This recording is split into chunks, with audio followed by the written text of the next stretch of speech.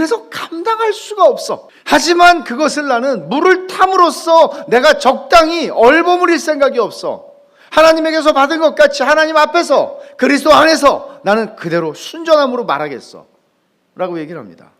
하나님의 말씀인 복음을 전하는 내용에 있어서, 그리고 복음을 전하는 태도에 있어서 자신을 거짓 사도들과 구별하고 있습니다. 바울은.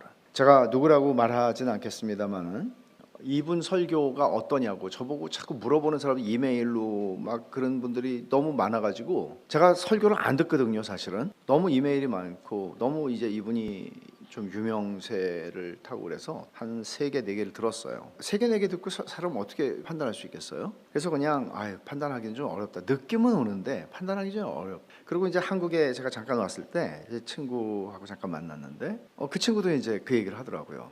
이 사람에 대해서 자꾸 문의가 많아서 자기도 좀 들었노라고. 근데 그런 얘기를 해요. 그냥 자기는 그 느낌이 마치 설교자가 하나님의 말씀 위에 있는 느낌이 들더라, 이런 얘기를 하더라고요. 마치 아주 유명한 셰프가 재료들을 가지고 자 내가 얼마나 이걸 가지고 맛있게 만드는지 한번 보라고, 이런 느낌이 들더라. 내가 이해하는 바는 하나님의 말씀 아래에서 우리는 그 말씀의 권위 아래에 있는 존재들인데 이 사람은 그 위에 있는 느낌이 들더라. 근데 너무나 정확하게 그 친구가 제가 표현하지 못했던 느낌을 얘기해 준 거예요. 근데 이제 이런 태도는 굉장히 중요한 것 같아요. 우리는 하나님의 말씀, 아까 우리가 부른 노래 가운데 참 인상적인 노래가 그거죠. 하나님의 말씀을 인하여 떠는 자, 두려워 떠는 자. 구약 성경에 보면 그런 표현들이 여러 군데서 나오잖아요. 근데 그건 굉장히 중요한 거죠. 설교자에게 있어서는. 바울은 지금 그것을 구별하고 있는 것입니다. 바울의 확신을 한번 보십시오. 3장 4절과 5절을 보면 우리가 그리스도로 말미암아 하나님을 향하여 이 같은 확신이 있으니 우리가 무슨 일이든지 우리에게서 난 것 같이 스스로 만족할 것이 아니니 우리의 만족은 오직 하나님으로부터 나느니라. 그렇게 얘기를 하죠. 4절 5절에서 얘기하고 있는 것은 2장 16절에서 누가 이 일을 감당하리요 라고 얘기한 것에 대한 대답이에요. 이제 그러니까 3장 4절에서 이런 확신이 있는데 우리가 무슨 일인지 우리에게서 난 것 같이 스스로 만족할 게 아니고 우리의 만족은 오직 하나님으로부터 왔다. 근데 이 만족이라고 하는 이 단어는 자격 혹은 능력이라고 하는 뜻이에요. 이런 거죠. 우리가 이 일을 할 수 있는 자격이 있는, 내가 스스로 그런 자격을 갖추었다고 해서 이걸 하는 게 아니라 이건 하나님이 우리한테 주신 거라고, 그 얘기를 하는 거예요. 지금 이 대목에서 우리의 만족은 오직 하나님으로부터 하나님께로서 낳느니라. 사도로서 내가 일할 수 있는 능력이나 자격을 내가 스스로 갖추어서 가말리엘 문화에서 배웠고, 내가 다소에서 헬라 문학을 배웠고 헬라 문화를 배웠고 뭐 등등등 자기의 이 자격을 증명하는 게 아니고, 당신들이 보듯이 나는 그냥 이런 사람인데 내가 지금 사도로 부름을 받아 이 일을 할 수 있는 자격과 능력은 하나님이 주신 거라고. 한 허접한 인간에게 하나님이 자격과 능력을 줘서 지금 이 일을 하게 하는 거라고. 그게 다라고. 나도 이거 못하겠다고. 사실은 두려운 일이라고. 실로 두렵죠. 사람이 죽고 사는데요. 바울의 심정, 이런 태도를 우리는 여기서 읽어야 되는 거죠. 자기 힘, 자기 육신의 능력으로 그리스도의 포로로 살아갈 수 있는 사람은 없습니다. 못합니다. 그래서 어떤 논리로 가게 되는가 하면 바울은 모세가 받았던 옛 언약의 직분과 자신이 가지고 있는 새 언약의 직분, 모세와 자기를 비교하는 게 아닙니다. 나 모세보다 잘났어, 모세보다 내가 더 위대해 라고 얘기하는 게 아닙니다. 모세가 받았던 옛 언약의 직분과 자신이 받은 새 언약의 직분을 비교합니다. 이건 되게 중요한 태도죠. 그러니까 바울에게서 우리가 보는 것은 끝까지 자기 자신을 증명하려는 욕구를 드러내지 않아요. 그리고 그리스도를 드러내요. 복음을 드러내요. 이게 설교자의 부르심이에요.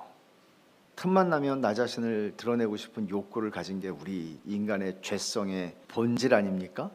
여러분, 모세가 이제 하나님이 그를 부르실 때, 시내산에서 처음에 호렙산에서 부르실 때 우리는 모세가 어떻게 했는지 다 알잖아요. 모세가 나는 아니라고, 난 못한다고, 난 말도 못한다고, 잘못 보셨다고 계속 그러지 않습니까? 근데 모세가 광야에서 40년 동안 이스라엘 백성들을 인도하면서 보여준 탁월한 그의 리더십, 지도력은 결국 뭘 보여주는 걸까요? 사실은 모세가 굉장히 뛰어난 사람이었지만 자기가 그렇지 않다고 부인해서 결국 하나님이 그의 뛰어난 리더십을 발견하시고 그를 쓰셨다가 아니라, 사실 모세는 자기 자신이 겸손하게 표현한 부분도 없지 않아 있겠으나 모세는 자격이 없었던 사람이라는 것을 전제하고 가는 거예요. 모세는 자격이 없는데 하나님이 이 사람을 불러서 그 많은 백성들을 40년 동안 광야에서 인도하는 자격과 능력을 하나님이 이 사람에게 주셨다는 얘기를 하는 거예요. 이 면에서는 옛 언약의 직분도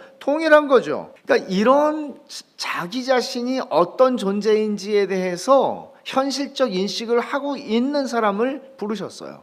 이사야 선지자도 그러죠. 부정한 백성 중에 거하며 부정한 입술을 가진 사람입니다. 안 됩니다. 예레미야도 그러죠. 나는 아이입니다. 나는 애입니다. 못합니다. 근데 하나님께서는 그들의 부적격함, 자격 없음을 아심에도 불구하고 그들을 부르셨어요. 그렇다면 여기서 한 가지 우리가 작은 결론을 하나 만들 수 있는 건 이거죠. 우리는 나의 자격 없음이나 나의 부적격함이나 내가 스스로 생각할 때 내가 별 볼 일 없는 사람이라는 것이 하나님이 나를 부르시고 하나님이 나를 사용하시는데 논할 가치가 없는 거다. 그걸 가지고 내가 하나님하고 논쟁할 수는 없다. 왜냐하면 하나님은 언제나 이런 식으로 하셨으니까. 저는 고린도후서 강해를 제가 미국에서 교회 개척하고 갈라디아서를 한 다음에 고린도후서 강해를 했는데, 그때 제가 굉장히 재미있게 읽었던 책이 스캇 헤이프만이 쓴 주석이었어요. 이런 얘기를 합니다. 모세의 소명은 바로 그 장애물들이 하나님의 부르심의 필수적인 부분임을 입증하며 선지자의 능력이 아니라 하나님의 은혜가 그의 자격의 원천이었음을 명백하게 드러낸다. 그러니까 우리가 자격이 없습니다, 나는 부적격자입니다 라고 하나님한테 말하는 거는 이 스캇 헤이프만의 말에 의하면 나의 부족함, 나는 말주변이 별로 없어, 나는 이걸 잘 못해, 저걸 잘 못해, 이런 것들, 부적격함은 사실은 하나님이 보실 땐 그거는 핸디캡이 아니라 조건이라는 거예요. 그 부적격함이 조건이라는 거예요. 그 부적격함이라는 것은 하나님께는 핸디캡이 아니라 필수 불가결한 조건이에요. 이게 포로의 정체성을 가지고 각처에서 그리스도를 아는 냄새를 나타내는 사람들에게는 중요한 요소라는 거죠.